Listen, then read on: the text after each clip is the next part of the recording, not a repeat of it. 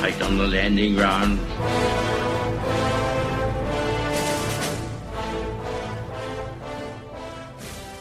Thank you for joining us. You're listening to A Radio, and this is the Morning Minute. Please click on the follow button on Spreaker.com.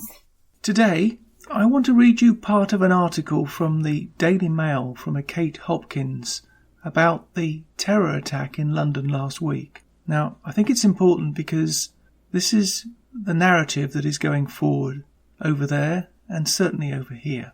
But I want you to pick up on this. The attempt is already in to turn the blame away from certain ethnic groups. And here I cannot use the actual words I'd like to use because in Canada we don't have the First Amendment, and their violence that they bring with them everywhere they go, and rather to blame society in general and in particular the fact that they are an inclusive society and that this attack is an attack on all people. And sadly, we must expect more. Really? Is that what it's come down to? The article is entitled, "Welcome to London. We can say we're not afraid, light candles, make hearts of hands, but the truth is we can't go on like this," says KATIE Hopkins. They stand in the centre of Brussels, row on row, hands held high, making hearts to the heavens, showing the slaughtered were not forgotten, reminding themselves they were here with love, looking to show humanity wins, that love conquers all. They lay in the centre of London, face down where they fell, stabbed by a knife, rammed with a car, flung, broken into the Thames, life bleeding out on the curb. And the news came thick and fast. A car rammed deliberately into pedestrians on the bridge, 10 innocents down. A police officer stabbed at the House of Commons, confirmed dead. Another woman now dead at the scene. Shots fired, an Asian man rushed to hospital.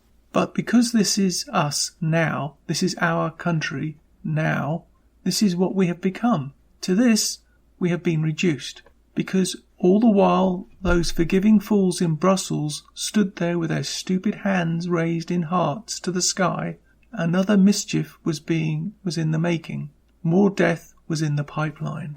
As the last lifeblood of the police officer ran across the cobbles, the attacker was being stretchered away in an attempt to save his life. London is a city so desperate to be seen as tolerant, no news of the injured was released, no clue about who was safe and who was not. Liberals convince themselves multiculturalism works because we will die together too. An entire city of monkeys, see no evil, hear no evil, speak no evil, blind, deaf and dumb, immersed in a seething pit of hatred, hidden in pockets of communities plagued by old animosities and ancient strife. These people may have left their lands, but they have brought every tension, every conflict, every bit of fight here with them. The Afghans hate the Somalis, who loathe the Eritreans, as it was before. It is now. London is a city of ghettos, behind a thin veneer of a civility kept polished by a Muslim mayor whose greatest validation is his father's old job, son of a bus driver. I see him now penning a missive about how London is a beautiful and tolerant city, how we are united by shared values and understanding, and how we will not be cowed by terror. Sure enough, there he was, saying exactly that. Just now, fool. I want to reassure Londoners, Mayor Sadiq Khan's message, and on it went. A police officer is led away from the scene after she tries to revive her colleague who was stabbed in an attack on Wednesday afternoon. Even mothers text to check their children are safe, including my own, worrying about me as I sit overlooking the scene, feeling fearful of this place where monsters lurk and steal lives away in an instant for nothing. I would ask Sadiq to stop talking empty words, meanwhile banning pictures of women in bikinis on the underground. How does that help? Please, no hashtag, no vigil, no tea lights. I am begging you not to light up Parliament in the colours of the Union, because we are not united. We are wrenched asunder.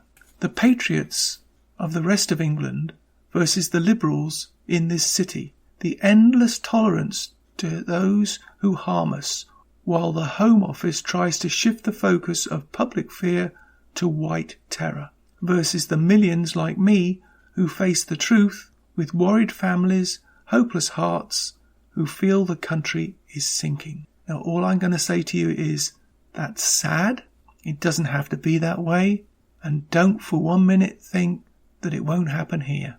And remember who was in charge. You can find more at aradio.wordpress.com. I am very pleased to announce that thanks to you for following us on Spreaker.com, that A Radio can now be found on iTunes under A Radio. Thank you, everyone. And I'm on Twitter at A Radio Canada. I'm also on Facebook at A Radio Canada. I am on Gab at A Radio. You can email me at aradiocanada@gmail.com. Please click the follow button on Spreaker.com. You can listen to all my morning minutes at Spreaker.com under A Radio. That's EHRADIO, A Radio. And please click on the like button. And you can also find all my podcasts and morning minutes at aradio.wordpress.com. And click on the Morning Minutes tab.